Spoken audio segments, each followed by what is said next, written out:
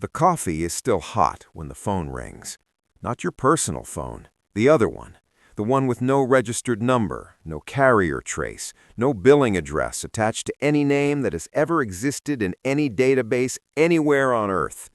The one that has rung exactly 11 times in 4 years. You know this because you count.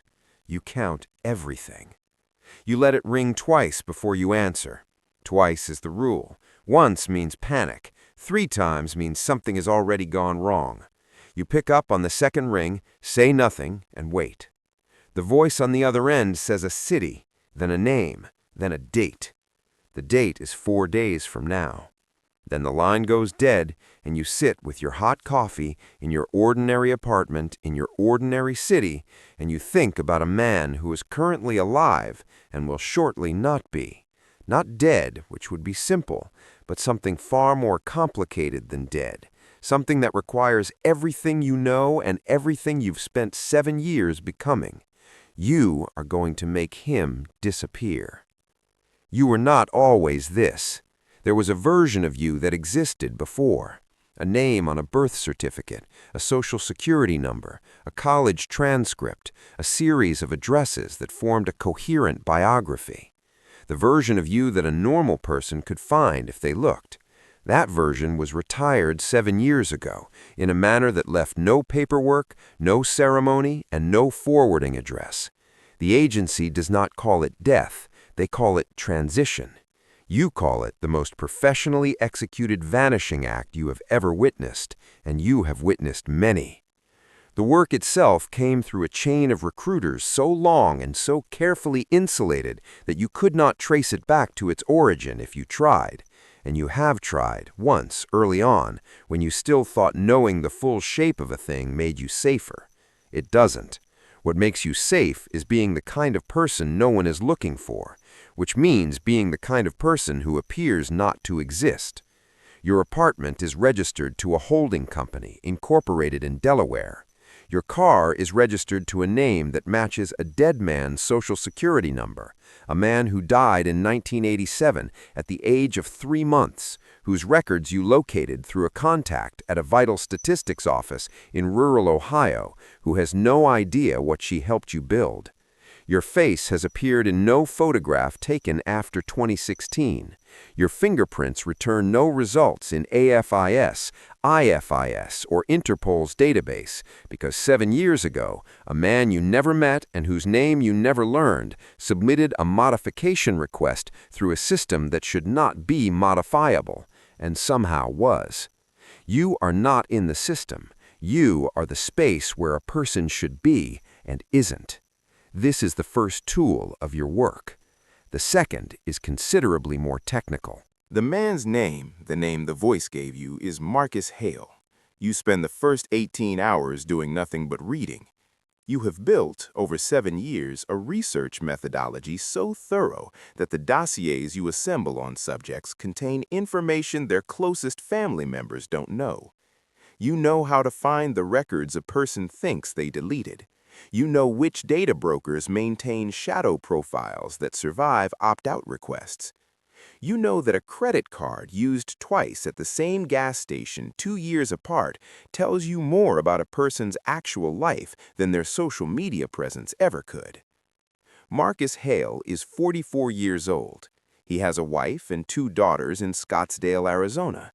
He runs a mid-sized logistics firm that is, according to publicly available filings, profitable and unremarkable.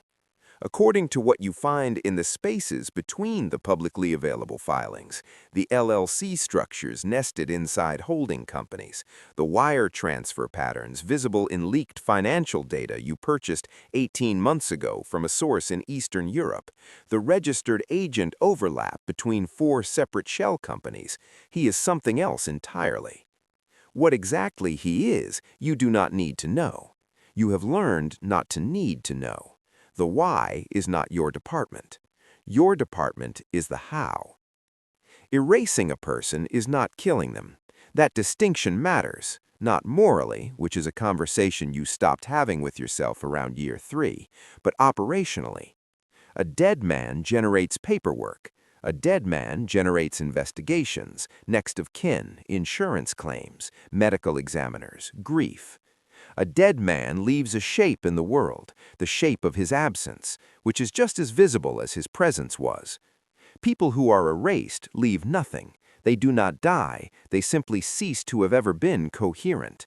Their records fragment. Their identity becomes a set of contradictions that no system can resolve. Their past becomes a maze with no center. And a man who cannot be found, cannot be helped, cannot be testified on behalf of, cannot be believed, a man whose entire documented existence has become unreliable, is more neutralized than any dead man has ever been. This is what you do. This is what took 7 years to learn. Day 2.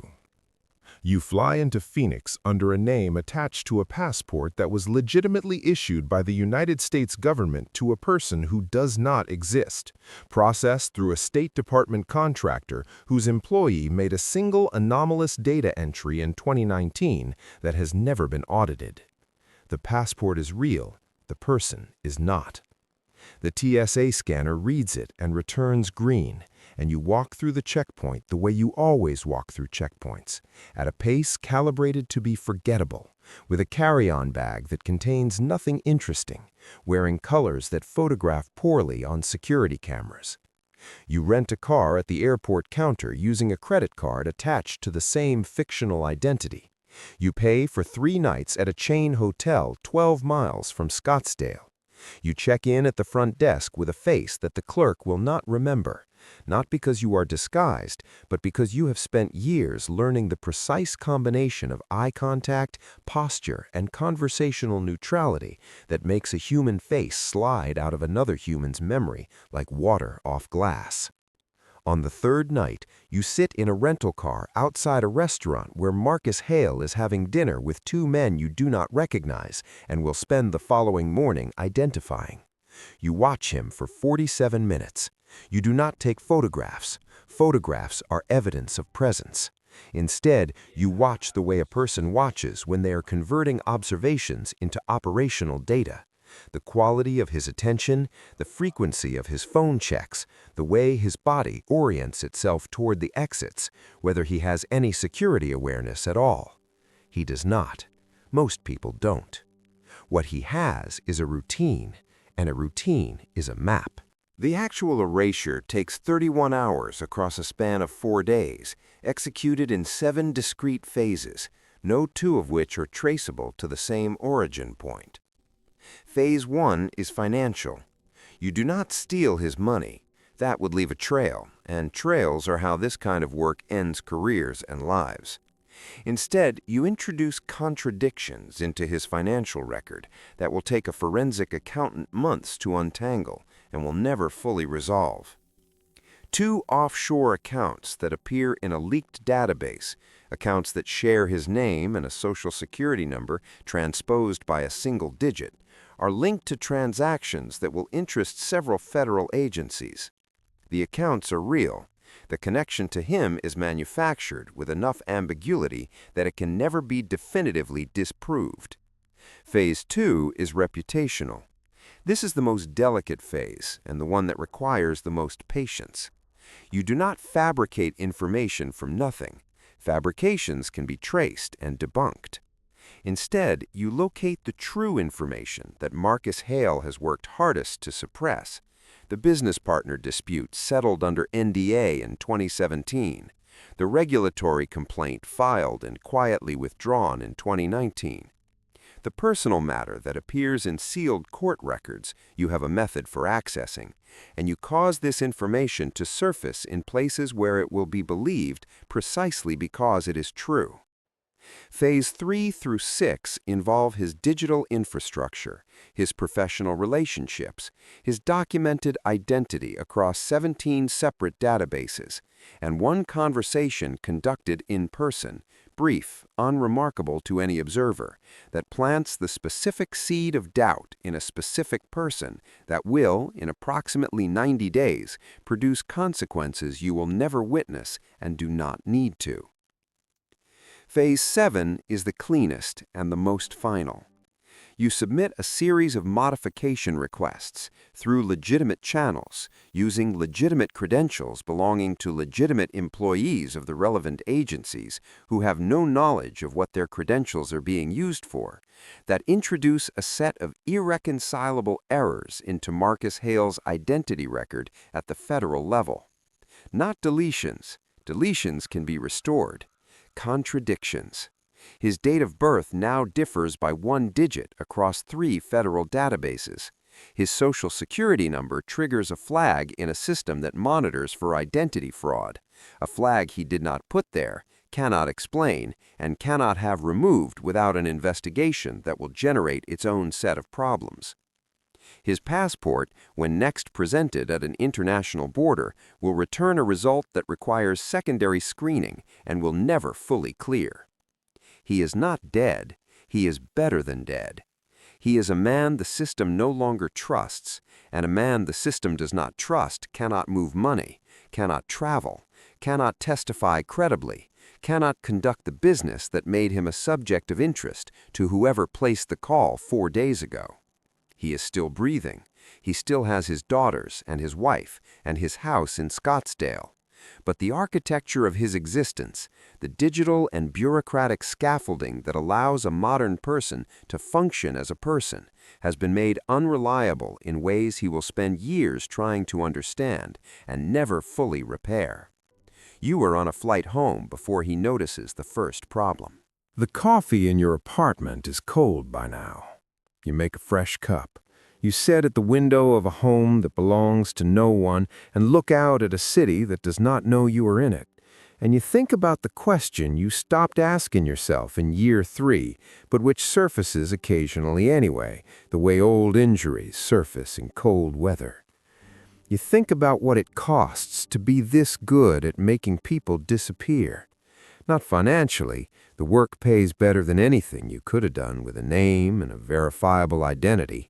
Not professionally. You are, by any operational measure, at the top of a field so rarefied it has no formal leaderboard. What it costs is something harder to name. It is the specific tax levied on a person who has spent 7 years becoming invisible, the creeping operational suspicion that the invisibility is no longer entirely a professional technique.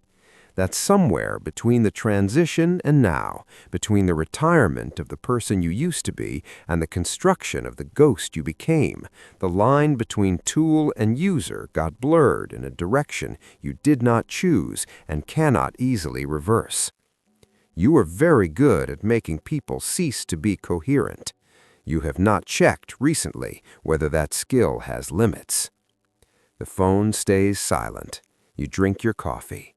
The city moves below you, full of people with names that match their faces, histories that hold together under scrutiny, identities that no one has modified without their knowledge.